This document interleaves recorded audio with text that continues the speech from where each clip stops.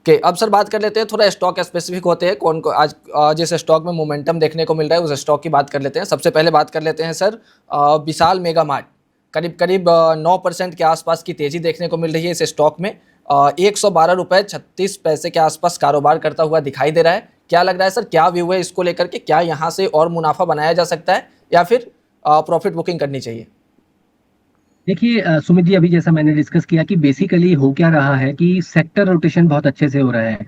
और इस हफ्ते जब मैं वीकली चार्ट स्कैन कर रहा था तो निफ्टी इंटरनेट एक इंडेक्स है जिसमें ये विशाल मेगा मार्ट भी आता है, और भी हम स्टॉक्स की जिनकी चर्चा करेंगे जिनमें आज मोमेंटम है, उस सेक्टर में एक ब्रेकआउट है। तो उस सेक्टर की ब्रेकआउट के चलते हम इन तमाम स्टॉक्स में तेजी आज भी देख रहे हैं, और ऐसा हो सकता है कि आने वाले कुछ समय में भी यहाँ पर तेजी बनी रहे। विशाल मेगा मार्ट मुझे लगता है कि लिस्टिंग के बाद कोई बहुत ज्यादा आउट परफॉर्म नहीं कर पाया था, लेकिन अब 100 रुपए के आसपास एक अच्छा बेस बना है और वहां से एक अच्छी खरीदारी आज देखने को मिल रही है। मुझे लगता है 120 रुपए तक का रनअप नियर टर्म में विशाल मेगा मार्ट में देखने को मिल सकता है।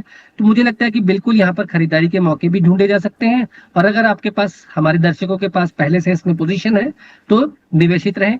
स्टॉप लॉस 109 रुपए का लगाएं और ऊपर में 120 रुपए तक के टारगेट्स विशाल मेगा मार्ट में मुझे लगता है कि जल्द ही आते हुए नजर आ सकते हैं जी। ओके, विशाल मेगा मार्ट में 120 रुपये का टारगेट आते हुए दिखाई दे सकता है जल्द ही। अगला स्टॉक है सर मुथूट फाइनेंस। करीब करीब 5% के आसपास की तेजी यहाँ पर देखने को मिल रही है। 3175 रुपये के आसपास कारोबार करता हुआ दिखाई दे रहा है। क्या लग रहा है सर, क्या व्यू है मुथूट फाइनेंस को लेकर के, क्या करना चाहिए इसमें निवेशकों को? देखिए, मुझे लगता है कि एक अच्छी प्राइस करेक्शन मुथूट फाइनेंस में देखने को मिली थी। 4000 के लेवल से स्टॉक करेक्ट हुआ था और लगभग 2700-2800 तक के लोज यहाँ पर बनते हुए नजर आए। मुझे लगता है कि आज यहाँ पर पहला दिन है जिस दिन ये कंफर्म हो रहा है कि शायद इस स्टॉक की जो करेक्शन है वो पूरी हो चुकी है। 3140 3150 के टेक्निकल लेवल्स थे जिसके ऊपर यहाँ पर ब्रेकआउट आता हुआ नजर आ रहा है।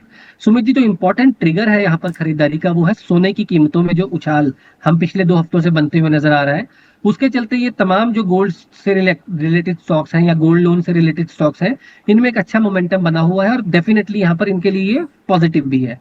तो मुझे लगता है कि मुथूट फाइनेंस में भी तेजी की शुरुआत हो चुकी है, और यहाँ से मुझे लगता है कि 3375 से लेकर 3400 रुपए तक का रैली इसी लेग में देखने को मिल सकता है। तो यहाँ पर मेरा व्यू पॉजिटिव है, अपनी पोजीशंस को होल्ड किया जा सकता है।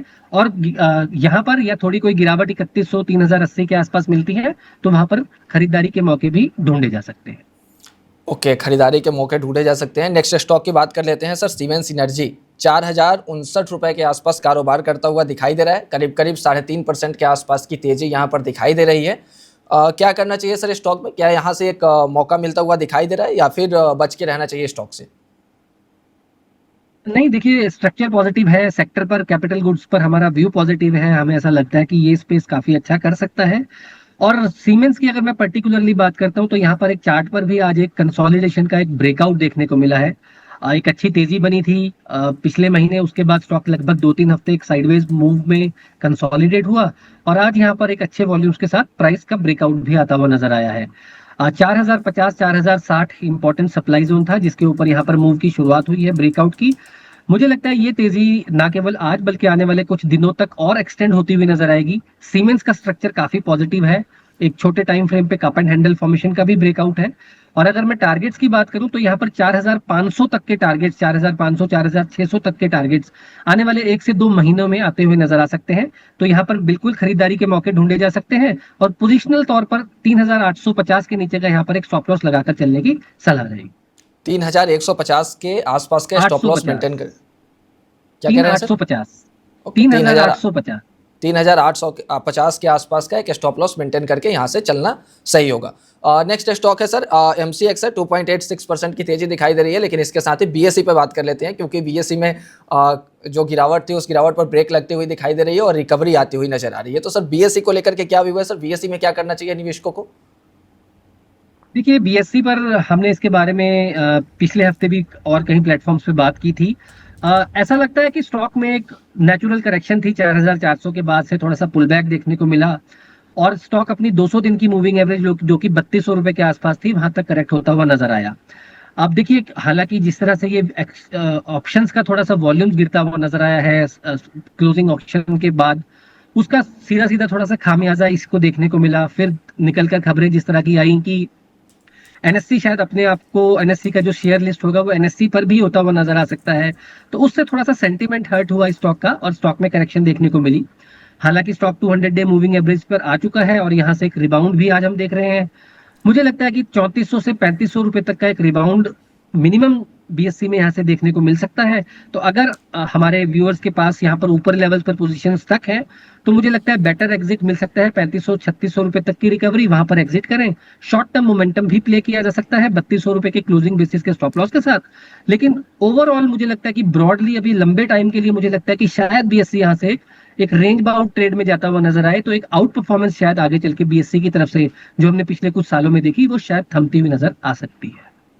ओके, यहाँ पे सर अगर ऑल टाइम हाई से देखें तो करीब करीब 50% के आसपास स्टॉक करेक्ट हुआ है, 40 से 50% के आसपास।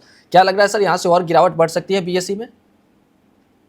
देखिए, फिलहाल इमीडिएट शॉर्ट टर्म में इस लेग में यहाँ पर पहला सपोर्ट है 3200 के आसपास, जैसा मैंने बताया कि 200 दिन की मूविंग एवरेज है और वहां से आज रिबाउंड भी आया है। अब ये इंपॉर्टेंट रहेगा कि ये जो रिकवरी है ये कितनी सस्टेन कर पाती है और क्या यहाँ पर फॉलो थ्रू मूव मिलता है। हालांकि कैपिटल मार्केट इंडेक्स 2 दिनों से, पिछले हफ्ते भी और आज भी काफी अच्छा कर रहा है, उसका बेनिफिशियरी भी बीएससी है। लेकिन मुझे लगता है जब तक 3200 के स्टॉक नीचे नहीं जाता तब तक मुझे लगता है कि फ्रेश हम मंदी की बात नहीं करेंगे। 3200 के नीचे अगर back to back daily close या वीकली क्लोज देखने को मिलता है तभी यहाँ पर मुझे लगता है कि करेक्शन और गहराएगी, नहीं तो यहाँ से एक रिबाउंड मुझे लगता है कि आता हुआ 10 से 15% तक का रिबाउंड बीएससी में देखने को मिल सकता है।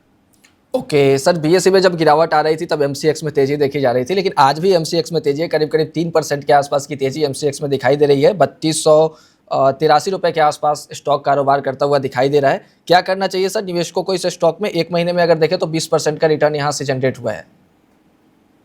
देखिए, एमसीएक्स का स्ट्रक्चर सेटअप काफी पॉजिटिव है और मुझे ऐसा लगता है कि 3400 से 3500 रुपए तक के लक्ष्य एमसीएक्स में देखने को जरूर मिल सकते हैं। गिरावट कोई मिलती है आपको 3100-3000 के आसपास, तो उसमें खरीदारी के मौके ढूंढे जा सकते हैं और 2900 रुपए के नीचे का स्टॉप लॉस लगाकर चला जा सकता है। देखिए, ये समझना जरूरी है कि एमसीएक्स की तेजी के पीछे वजह है गोल्ड और सिल्वर में जिस तरह की तेजी पिछले 2 हफ्तों से बनती हुई नजर आ रही है, उसका सीधा सीधा बेनिफिशियरी है ये एक्सचेंज। स्ट्रॉन्ग वॉल्यूम्स हैं, ऑप्शंस में कारोबार बढ़ता है, तो ये जो अगले क्वार्टर के रिजल्ट्स आएंगे उसमें कहीं ना कहीं स्ट्रॉन्ग एक हमको लगता है कि ग्रोथ देखने को मिल सकती है।